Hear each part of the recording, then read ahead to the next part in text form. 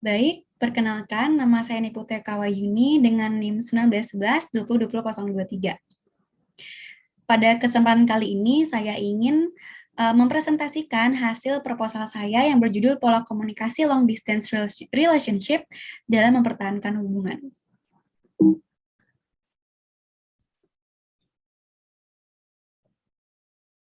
Yang pertama akan diawali dengan latar belakang. Manusia sebagai makhluk sosial pastinya membutuhkan sarana komunikasi untuk mempertahankan kelangsungan hidupnya dalam lingkungan masyarakat. Komunikasi juga memudahkan manusia untuk menyampaikan pesan yang ingin disampaikan dan diharapkan mendapatkan feedback atau umpan balik. Salah satunya adalah komunikasi interpersonal, di mana merupakan proses pertukaran informasi, ide, pendapat, bahkan sampai perasaan yang terjadi antara dua orang atau lebih. Komunikasi pada dasarnya itu bersifat persuasif, di mana kita berkomunikasi untuk membujuk orang lain maupun diri sendiri. Komunikasi interpersonal merujuk pada kegiatan komunikasi yang terjadi langsung di antara dua orang. Konteks komunikasi interpersonal banyak membahas tentang bagaimana mempertahankan suatu hubungan dan keretakan suatu hubungan menurut Berger, Dayton, dan Stafford. Menurut Burhan Bungin juga menjelaskan bahwa komunikasi interpersonal adalah komunikasi antar perorangan yang bersifat pribadi, baik yang terjadi secara langsung, tanpa medium maupun tidak langsung, yaitu melalui medium. Komunikasi di zaman dahulu dan zaman modern pastinya sangat berbeda. Komunikasi di zaman dahulu itu dapat dilakukan dengan bertatap muka atau face to face dan melalui surat menyurat. Sedangkan di zaman modern ini, komunikasi dapat dilakukan dengan bantuan alat sebagai media komunikasi. Perkembangan teknologi sudah tidak diragukan lagi pada zaman modern ini, karena komunikasi berbasis teknologi sudah sangat melekat di masyarakat. Misalnya saja, berkomunikasi melalui beberapa aplikasi chatting yang dapat diunduh di handphone, yang mana memudahkan masyarakat untuk bertukar informasi tanpa harus bertatap muka atau bertemu langsung. Komunikasi di zaman ini juga menuntut manusia untuk memenuhi kebutuhan informasi yang semakin tinggi. Hal ini melahirkan teknologi dan informasi yang tidak lagi mengenal batas, jarak, ruang, dan waktu. Sosial media adalah salah satu bentuk dari kecanggihan teknologi yang biasanya menjadi pilihan alternatif bagi mereka yang memiliki hubungan jarak jauh dalam berkomunikasi atau disebut dengan long distance relationship.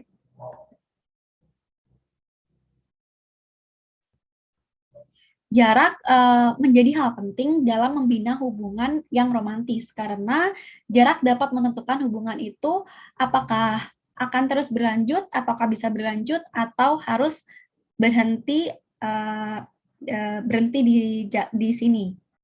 Nah, karena banyak hubungan interpersonal yang hancur karena keterpisahan fisik dan tidak dapatnya untuk memenuhi kebutuhan emosional.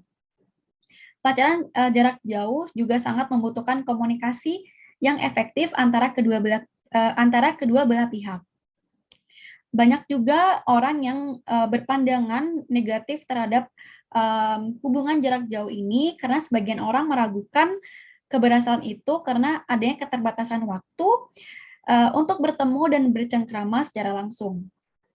Namun, seiring berkembangnya teknologi komunikasi, jarak bukanlah menjadi suatu tembok atau pembatas untuk menjalin hubungan dalam hubungan jarak jauh tersebut. Untuk rumusan masalah dari penelitian, yang pertama, bagaimana pola hubungan komunikasi interpersonal pasangan LDR melalui sosial media.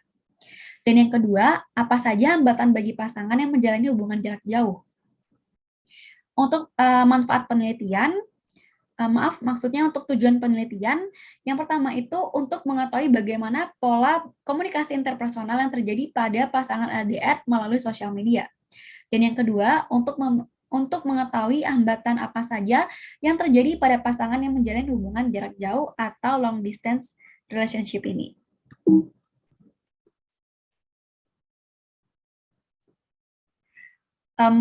Untuk manfaat penelitian, di sini ada dua manfaat penelitian. Yang pertama itu ada manfaat akademis, di mana diharapkan dapat menjadi tambahan kajian ilmu komunikasi, khususnya bagi mereka yang menjalin hubungan jarak jauh.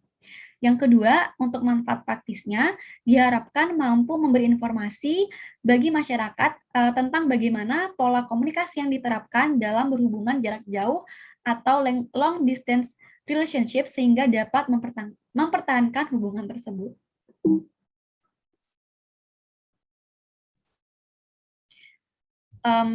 Untuk kerangka teori, di sini saya menggunakan 3 kerangka teori. Yang pertama itu ada teori fenomenologi, di mana teori fenomenologi ini adalah studi mempelajari tentang pengalaman hidup seseorang, mempelajari bagaimana individu secara subjektif merasakan pengalaman dan memberikan makna dari fenomena tersebut. Yang kedua ada teori komunikasi, di mana merupakan suatu pemikiran sistem penyampaian pesan yang terdiri dari beberapa komponen berupa unsur komunikasi. Menurut Borman, teori komunikasi adalah suatu istilah atau perkataan yang merupakan seluruh perbincangan dan analisis dan dibuat secara berhati-hati, sistematik, dan sadar. Yang ketiga itu ada teori interaksi simbolik, di mana teori interaksi simbolik ini adalah teori yang berfokus pada analisis perilaku individu dengan individu lain dalam kelompok kecil. Teori ini mencermati perilaku komunitas kecil yang memiliki keunikan tertentu dalam interaksi sosial di antara mereka. Untuk paradigma penelitian, menggunakan paradigma konstruktivisme di mana kebenaran suatu realitas sosial yang dilihat sebagai hasil konstruksi sosial dan kebenaran suatu realitas sosial itu bersifat relatif. Menurut Guba dan Lincoln, paradigma ini memandang ilmu sosial sebagai analisis sistematis dari tindakan yang bermakna sosial melalui pengamatan langsung dan terperinci terhadap aktor sosial dalam setting alami sehari-hari. Untuk dapat memenuhi dan menafsirkan bagaimana aktor sosial yang bersangkutan menciptakan dan memelihara dunia sosialnya. Untuk metode penelitian, pendekatan yang digunakan dalam penelitian ini adalah pendekatan kualitatif, di mana pengumpulan data yang didasarkan pada latar alamiah dilakukan secara alamiah dan natural, serta hasilnya pun juga ilmiah dan dapat dipertanggungjawabkan, menurut David Williams pada tahun 1995. Untuk teknik pengumpulan data, di sini menggunakan dua teknik pengumpulan data. Yang pertama itu data primer, di mana dihasilkan dari hasil wawancara terhadap responden atau narasumber. Yang kedua itu data sekunder yang di mana didapatkan dari membaca beberapa referensi buku, jurnal maupun website yang tersedia, yang di mana terkait dengan topik yang diangkat ini. Untuk teknik analisis data, untuk tahap pertama itu menggali nilai-nilai dalam pengalaman kehidupan manusia yang sesuai dengan penelitian mengenai pola komunikasi hubungan jarak jauh. Tahap kedua itu menemukan makna dan hakikat dari pengalaman dan bukan sekedar mencari penjelasan atau ukuran-ukuran dari realitas. Dan yang terakhir, di tahap ketiga itu memperoleh gambaran kehidupan dari sudut pandang orang pertama melalui wawancara kepada narasumber yang memiliki pengalaman yang berkaitan dengan topik ini, yaitu hubungan jarak jauh atau long distance relationship.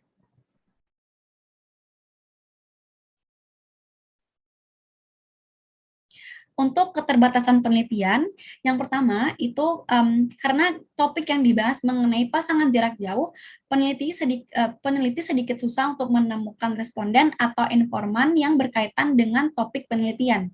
Yang kedua, itu terjadinya perubahan perilaku informan dan memerlukan waktu yang tidak sebentar.